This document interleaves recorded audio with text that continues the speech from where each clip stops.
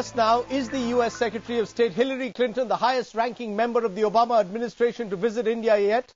Madam Secretary of State, appreciate your joining us here on CNN IBN ahead of your visit to India. Now, Madam Secretary, the Bush administration had effected a strategic shift in its relationship with India, where India was seen as a major partner of the U.S. in the region. Is the Obama administration equally committed to taking that relationship forward, to seeing India as a major player in Asia? Absolutely. As you may have heard, I delivered a speech yesterday that summarized many of the priorities that we are pursuing in the Obama administration. And I made it very clear that we see India as a partner, a global partner. I'm very pleased that when I come to India, we're going to be announcing a very broad, comprehensive agenda for dialogue that Minister Krishna and I will be leading. We see India as an economic power, a strategic partner, a country that has an unlimited potential. And of course, I am very pleased that I had the opportunity 14 years ago to come to India to express the commitment that my husband, our then president, had to India. Right. I supported the steps that the Bush administration took. As you may know, I was the co-chair of the India caucus in the United States Senate. So it's a particular privilege for me to be in this position at this time, to be coming to India and to be pursuing a deeper and broader relationship between our two countries. Madam Secretary, the cornerstone of that strategic relationship fashioned by the Bush administration was the Indo-US nuclear deal. Now, is the Obama administration just as committed to taking that deal forward? Because I ask this because the recent G8 declaration regarding restriction on transfer of atomic technology to non-NPT states has led some in India to believe that the Obama administration is determined to get India to sign the NPT before we move forward.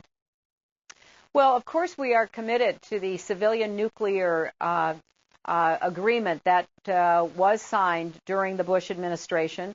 I hope to have some announcements about the continuing implementation of that agreement when I arrive in India. And I want to discuss with Indian leaders how we can work together for a common purpose of preventing the proliferation of nuclear material and weapons to states and non-state actors who pose a threat to India, to the United States, and to many countries around the world. So, of course, there will be a very serious discussion that will begin with my visit, continue through our important strategic dialogue.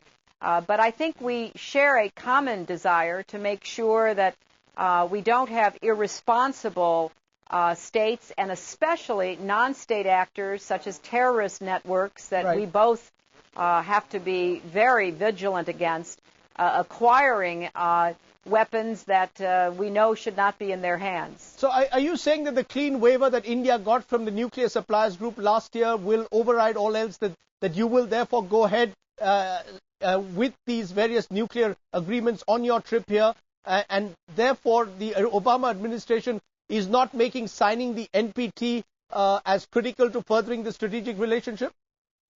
Well, what I want to speak with your leaders about is what the possible new approaches to non-proliferation might be, global and regional regimes that would make sense for India as well as other nations.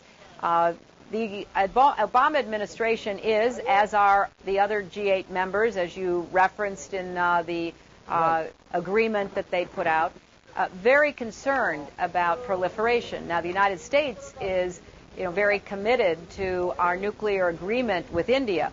But I want to hear from the Indian leaders what they believe would be useful steps that we could mutually pursue that would avoid the concerns that I think we share about such material falling into the wrong hands. Ma'am, you're coming to India at a time when India and Pakistan have just revived their dialogue. Now, there's a feeling here that it's the U.S. which was pressurizing India to return to the dialogue table. Was there that kind of pressure?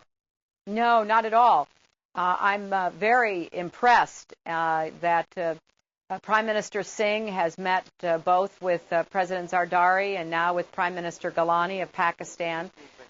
This dialogue between India and Pakistan is certainly one that can only be pursued with the agreement and commitment of the two countries and their leaders. But of course, the United States is very supportive of any steps that India might take and any agreements that India and Pakistan might reach.